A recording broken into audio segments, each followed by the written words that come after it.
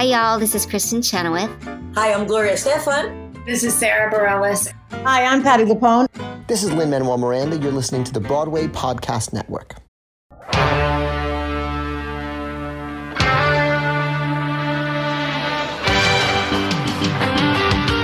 Hey everyone, welcome to the Theater Podcast, intimate personal conversations with the industry's biggest names. I'm your host, Alan Seals, and for these past 2 episodes, my 10-year-old self has been living his best life.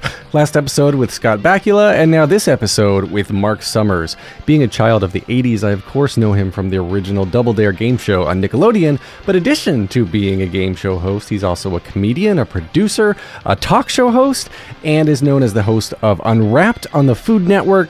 He was the executive producer for both Dinner Impossible and Restaurant Impossible, also for the Food Network, and now he has an off-Broadway, almost one-man show called The Life and Slimes of Marc Summers, written by Alex Brightman, yes, that Alex Brightman, and with music by Drew Gasparini, both of which who are strangely like real-life besties with Marc. It's pretty cool. Marc himself has been very open about his struggles with severe OCD, something that he battled throughout his entire career, being diagnosed with cancer several times, being in a horrible car accident and breaking, I think he said, every bone in his face. And throughout it all, he keeps smiling and he keeps laughing, and now he's here to tell his story. So this interview you're about to hear was recorded at the press junket for Life and Slimes, the off-Broadway show, just about a day or two before they started previews. But before we get into it, as always, we need to hear from our sponsors. So let me put on my best game show announcer voice here. We'll be back with more of the Theater Podcast with Alan Seals, including an additional interview with composer Drew Gasparini and director Chad Rabinovitz, right after these messages.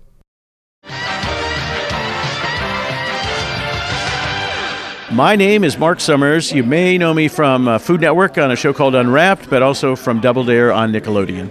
One of my favorite shows as a kid, and I'm sure you get this all the time. Where'd you grow up? North Carolina. Okay, so you were a kid in school coming home, turning on TV and watching us. Yeah, and the nostalgia of that cup, just the simple cup with the red line on it over there, because like, you're speaking to so many people right now, and what people are going to come to the show, I think, knowing you, wanting to see Double Dare, but this show is so much deeper. It's deeper than this because it's all about you and about your life. So for those who may not know, like you've publicly battled OCD, and you've been in a car crash where you broke most of the bones in your face and had a lot of your own physical challenges to overcome. So speak on that for a little bit and what we're going to see in the show. Yeah, the show goes throughout various portions of my life, but it's about how do you get from point A to point B? Why do some people give up on their goals when somebody says no, and other people have the guts and gumption to keep moving forward and go around and over and under and around and through obstacles, so to speak. And so in the middle of our show, a game show does break out, but we discuss obsessive-compulsive disorder and how it pretty much shut my career down for a while. Talked about when I got cancer and was diagnosed and had to kind of keep it under wraps because it's another one of those things in show business where people think you're on death's door if you have it. And, I'm in remission now. I was diagnosed 12 years ago. I had it 3 times now, but... Wow, congrats. Forward, yeah. And the car crash where I broke every bone in my face. And I just kept moving forward. And my feeling is no doesn't mean no. It means not yet. I don't get depressed because I try to stay as focused as possible and keep my eye on the ball. And I just figure I'm going to reach every goal that I've ever wanted, and that's why I say I've never worked a day in my life. I'm just having fun. Back in the day before Double Dare, before you started hosting, you were pursuing magic. Yeah. You were a magician that supported your way through college, I think, right? And then you were doing stand-up comedy. Yeah. I started the Magic Castle in 1973 in Los Angeles. I was doing 4 shows a night, 7 nights a week for $145. And then I became a regular at the Comedy Store in 1976. And we talk about in the show who was there: Dave Letterman, Jay Leno, Gary Shandling, Robin Williams. And I was there about a year and a half before I got thrown out because they said, you're not half as funny as those people. And so, to get thrown out of the Comedy Store by the owner, Mitzi Shore, the question is, well, what do you do next? It's Pauly Shore's mom, right? Yes, Pauly Shore's mom. And so I just kept moving forward and, just said, okay, time to move on. I'll figure out another way. And I always did. I always figured another door to go through to move my career forward. And in this show, Drew is giving a little hint that like your wife plays a major part in the story and the overall story arc of this show. And what did she do throughout this process? You've been together 46 years now, I think. Oh, 50 years, June 6th. Whoa! Yeah, 50 years. Thank you. What did she do? She did everything. I wouldn't be here if it wasn't for her. She believed in me. I wasn't making any money. And she was a dental assistant making $400 a week. Kept believing in me because I was working small clubs for $50 a night, the Castle for $145. And I didn't start making a living till I was 33 years old. And she hung in there through all of it. And there were a lot of ups and a lot of downs, but she was always positive. She never said, you better stop that and go get a job. Not once. And so I have to give Alice so much credit because I'm lucky that we found each other. And, there's a line in the show, I say I'm going to be married 50 years, and people say, how's that possible? And I always say, I was only home for 15 of them. And that's true. I've been on the road doing, magic, doing stand-up, doing Double Dare, doing Unwrap, doing Dinner Impossible, Restaurant Impossible. So I was on a plane constantly. And, the old fear is you come home and your kids call you Uncle Daddy. But, and now my son, who's an exec producer at Food Network as well, is kind of living my old life. He's on the road constantly. He's producing a bazillion shows. He just got back from 5 weeks in Arizona doing Alex Brightman's show, Supermarket Stakeout. So in many ways, he's kind of, doing what I used to do. That's insane. And so the Double Dare process, though, I want to touch on that for a second. Did you get any say, or were you contributing ideas for what the challenges were? And rumor has it that is actually your nose, modeled after your nose. Yeah, so supposedly after my nose. Yes. First 65, I was trying to figure out what was going on. But after that, when we would do physical challenges and obstacles, I did contribute. Alan Silverberg, who was our head writer, was the brains behind so much of it. He knew how to write into my sense of humor and build things for that. And our exec producers, Mike Klinghoffer and Dana Calderwood. It was a very good collaborative group. Yes, they listened to me and they let me participate, but I'm not taking any credit because those guys were the real brains behind the show. Were you always calling for more pies? You were like, we need more boogers over here, less boogers. There's too much snot. Too much snot today. Not enough boogers. Yeah, because we were able to build the nose where it could actually sneeze. I know. Yeah, which was great. And one of the best days we ever did was we had a nurse on set all times because they were afraid of kid fell, we had to have somebody there. But we built a gigantic zit on the nose, and we brought our nurse over, and she taught us how to lance it and take care of it. I mean, those were the things that we used to do. And my favorite part of that show was when parents would come up to me when I was in a mall or something and say, I watch every day for that one thing you do for us. Because I was always doing jokes for the grown-ups. It was sort of two levels, Rocky and Bullwinkle. And, I think back, I was doing impressions in 1986 of Ed Sullivan, Paul Lynde, and people that those kids had no idea who the hell I was trying to do, but it somehow worked. Focus group said they thought I was some like crazy uncle or crazy older brother, and it just all. And the one thing they always said was, "We like you because we never got talked down to. I never talked in a squeaky voice and said, "Do you have a girlfriend?" I wanted to be hosting, Jeopardy, so I was pretending that I was Alex Trebek, and I never thought of myself of doing a kids game show. I had no desire to do that, so I was doing it in my head as a grown-up. That's insane. And you actually took it, you were always in the moment, you took it very seriously and like that. You weren't talking down to the kids, like you said. And then I heard that the reason you think you got the gig, it was like over thousands of auditions, and it was down to you and this one other guy. And then I'll let you tell the story, but like how you ended that audition, I think, was how you got it. 1,000 people in New York, 1,000 people in LA. They couldn't decide because they kept using grown-ups playing the part of kids. And they said, it's between you and another guy. And I said, what's the problem? They said, we don't know if you're good with kids. I said, I have 2 kids. They said, that makes no difference. I said, I used to do magic shows for kids. They said, that means nothing. So I came up with the idea of putting us in a studio with real life kids and playing the game. So they flew me and this other guy to New York, and we did it. And at the end, when I got the job, I said, why did I get this show after 2,000 people? They said, the other guy at the end of his audition just looked at us and said, hey, am I done? Do you guys want me to do something else? And I looked at the camera and said, we'll be back with more Double Dare right after this. I threw it a commercial because whenever I watch TV, that's what Bob Barker and all these guys did. They threw it a commercial, and they thought that was more professional, and it changed my life. That one moment, that's amazing how one thing, one choice in a split second shapes the entire rest of your career. But from the very, very beginning, you knew that you always wanted to be part of the entertainment industry. So like, how old were you when you were getting into magic? And did you originally want to do only magic? Or like you were watching Bob Barker and wanted to be the game show host? I watched Barker when I'd come home from Miss Helms' nursery school when I was 5 years old, and he was on NBC, and I was mesmerized by him. And then I found out that Johnny Carson, who I was obsessed with, started his career as a magician. So I started to do magic. Figured if it's good enough for Johnny, it's good enough for me. And I had, huge you-know-whats. And every local station back in the day had a kid show. And I would call these kid shows and talk myself on doing magic. And at the end of one, the host said, "Do you have any other tricks?" So every couple of weeks, my mom would drive me down to the station, and I would do magic on that stuff. And then I started watching, Ed Sullivan and Hollywood Palace and The Tonight Show, and I saw comedians, and I thought, well, how do you get to do that? And so I started adding comedy to my magic to see if I could, combine the two of those. And then when I got to LA, first started doing warm-ups on TV shows. I wrote game shows. My first job as a page was on Price is Right. I got to meet Barker. Wow. And then I wrote Truth or Consequences. The last year Barker hosted it. So we became friends. And then when I started the Comedy Store in 76, I just kept moving up. Next step. How do I do this? How do I do that? The harder you work, the luckier you get is kind of the motto of the show. And, some people give up because they want to make a lot of dough at a young age. And the fact that at 33, before I got my first national TV show, I guess I was either crazy or had a lot of guts. I don't know.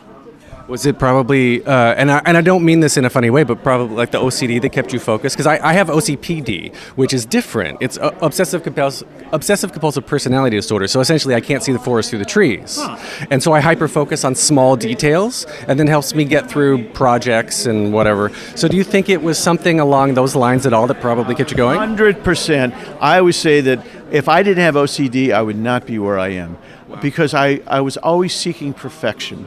And I wanted everything to be perfect. And my life was not going to be perfect until I accomplished these goals of hosting shows on television. So yes, if you had to look at the foundation of all this, obsessive compulsive disorder, some people think it's a negative thing, and it's tough, but it worked for me and got me to where I am. Thank you for sharing. Best of luck of everything. I think the only way to close this out is to throw it a commercial. We'll be back with more right after this.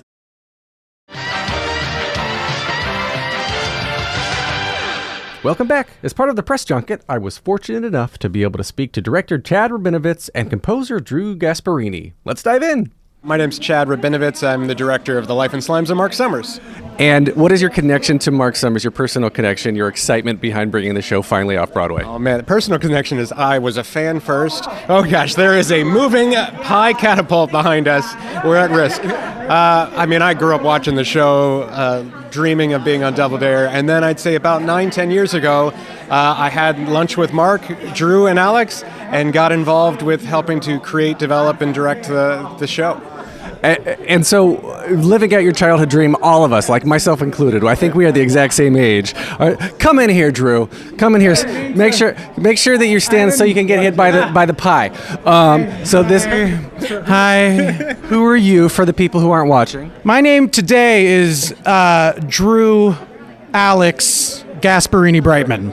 All right, fair enough. And which Tonys did you lose? The ones that I lost are from 1923, so this is before the Tonys existed. Fair. So proud of you. Say, one of the first things I did when I met Mark on the first day of rehearsal, he pied me in the face, was the most fulfilling thing. That's a bucket list. It really is, and he was so good at it. It was like, it was firm, it was comfortable, it was... And then held you after? He did, he talked me through it. I'm telling you, it was, and I posted it every year on Pie Day. Oh, nice. Oh, that's very fair. Okay, so Drew, your connection, how did you get connected with Mark and help Chad bring the show to Broadway? Off Broadway here. Is my biological father. And You guys look identical. Mark and I met when we did a summer stock production of Grease, and he was Vince Fontaine, and I was Eugene. And all we did was, since we had no stage time, was just like dick around backstage. And he had this filthy sense of humor. Somebody just got shot. He has this filthy sense of humor. We made each other laugh back and forth, and just this kinship just formed really organically. And at the time, I had just become really best friends with Alex Brightman. I looped him into the gang, and we started hanging out really consistently and regularly. And then he brought up the idea, Mark brought up the idea of like, I want to write a show about my story, about my life. And I didn't buy it, Alex didn't buy it, and then we sat and talked with him, and he explained his life to us. We're like, the world needs to know this story. And that's why this is happening, honestly. And so you're the composer of this show. Double Dare has music now? Well, so Double Dare, as we know, does have a very iconic theme song that we don't want to pay for in license. That's where Drew Gasparini comes in. No. This actually, the initial idea for the one-man show was maybe, just maybe, to write a musical for Marc Summers. I wrote him a song once to sing at 54 Below for me. That's when we all decided this should not be a musical. And it became a play with music. And there's a lot of heartfelt themes and musical theater moments where he's talking about his condition, his wife. His wife is a huge part of the show. And they have thematic motifs that kind of underlay when he's talking about those important moments. And we've taken a lot of the 80s and 90s rock vibes to kind of bring the show to start the show, to get it going, to make it feel like, oh my God, it's Marc Summers, our favorite game show host. We're going to be watching a game show, and then, gotcha, no, it's a play. It's a play with games, but it's a play for sure. Chad, for the direction of this, bringing this in like combining the nostalgia of what we know as Double Dare with our love for Marc Summers, and then like Drew, you were saying there's so much story and there's so much life that Marc has not shown publicly, or maybe he has, but we haven't paid attention to that side of things. So how are you choosing what to bring here and how to weave in and out the personal moments in between, like, I just want to get pied in the face? Yeah. Well, I mean, it's working with Brightman, who is just a brilliant writer, trying to capture, we played with different things. We've cut many different parts of his life, which is very easy. Yeah. But it's really about taking you on a roller coaster ride, right? We have so much fun in using Drew's music and using musical moments where it should be a time where someone sings. Instead of singing, we play a game. And that can still heighten the moment, and then we take you to a point of seriousness where we can land at a more heavy catharsis. And so it really is this adventure that we go on through Marc's life, told in the framework of a game show. Yeah. When have you seen that? It takes that one-person show that usually to me is a little sleepy, a little concerning of what am I going to get into, hearing that story of someone's life. Great. It's not just, we don't just hear it, we live it, we get to participate in it. It's an immersive adventure. It's the best way to put it. So is the audience going to get to come up and like participate in the challenges? If they put their name in the bucket, they just... Ooh. Buy a ticket. Yeah. Ticket first. Come to the show. Put your name in the bucket. All right. And then post on social media how awesome Drew Gasparini's music is. Always, yes. By all means. If you're not doing that on the daily, by the way, get with it, folks. On the daily, yeah. So what's one thing then that you hope people are taking away from the show after they see it? If they're coming expecting a Double Dare, what do you hope that they're going to walk out of in addition to that experience? I kind of want them to say that was at least worth double that. It's a quarter dare. I mean, it's cut. Take two. It's a quadruple dare, but it's just so much more than you expect, right? You come for the expecting Marc and the Double Dare, but you leave feeling inspired about life. You leave having that nostalgic feeling of that time of what you always wanted to accomplish, and then thinking about how much more you still can, no matter what the obstacles are in your life. Yeah. That's such a cool thing to have in the midst of a giant party that we're going to have on stage. I mean, even when you walked on stage today and saw this for the first time, Yes. What did you say? This is a joy bomb, honestly. Joy bomb. A joy bomb. It's explosively joyous in this stage. When you walk in, it's just nostalgia. It's literally dripping from the ceilings, from the walls. This is my childhood. Anybody who is a Gen Z millennial, I think, is going to grab onto this because it represents so much of what we grew up seeing. Yeah. It's really quite thrilling. Just the nose. The cup with the red stripe on the hat. is funny. one of those things I walk in, I'm like, oh my God, I know exactly what that is. To the line, yeah, exactly. We never had that in previous iterations, and that's what I said when we're bringing this off Broadway. Yes. I need the line on the cup, and we need to get a liquid to some goal. And we researched every Double Dare game, said how many ways can we do this, and milking a cow felt like the most fun way to do it. So. Yeah, Nailed you it. get all of that. I want pies, and I need the nose. We take you on that, the He Double sounds like Dare. a madman when he's directing. He's like, I want pies! We need more pies! Where's the cow and the big nose? This isn't Sweeney Todd. Yeah, it's crazy. You idiot, wrong show. But it is, I do think it is important to note, as someone who loves musical theater as much as they love Marc Summers and game shows, you come and you're going to experience the Marc Summers. You're going to experience the game showness of this all. But the empathy that everybody is going to have to turn on for this man when you see the messiest game show in history secretly battling a debilitating condition with OCD. That is such an interesting story, and ultimately that's what really made me want to help create this piece. And I wanted to make sure that was said, because you don't expect that part of the story. And if you don't know Mark, you take that away no matter what. So you can have that nostalgia if you do, but there's so many nostalgic moments, even if it's just about the era. Yeah. So you don't need to know Mark. We've had people see the show who are just leave saying, I didn't know anything coming in, and what a man. Yeah. What a show. Yeah. So a lot of tears. You'd never think so, but a lot of tears. It's a good show. It is. Well, a lot of comedians are rooted in a lot of trauma, a lot of dark times, and that's how they're making light of it. And I cannot wait to see the show. I can't wait to experience more of your magical work. So, congratulations to you both. I can't wait for this. Thank you. hey, thank you. Well, that's it. Thanks for listening to this episode with Mark, Chad, and Drew. Make sure to stop by New World Stages when you're in New York City and see Life and Slimes of Marc Summers. It is such a touching and heartwarming story and an incredible show the way they put together. Yeah, they do throw in some Double Dare elements, so you can get to play your own physical challenges if you want. Seems pretty cool. Leave a rating and review wherever you're listening. You're hearing the Double Dare theme song under you right now.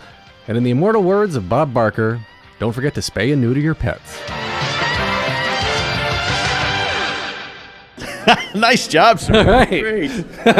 All right.